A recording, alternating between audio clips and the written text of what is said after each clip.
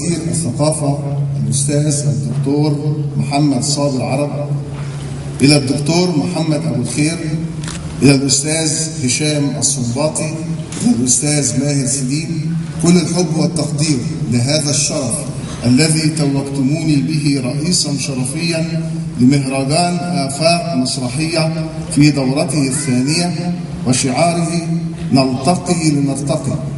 تحية لكل من ساهم لإقامة هذا المهرجان، وأتوجه إلى شباب المستقبل المبدعين وأهنئهم وأدعو لهم بالتألق.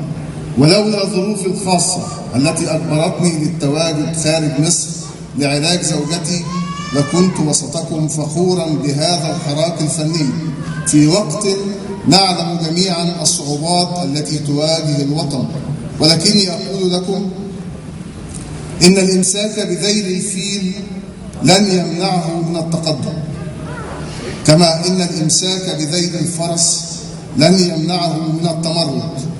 نريد تقدما وتمردا ثقافيا يحمي حضارتنا ووطننا. الفنان محمد صبحي. شكرا.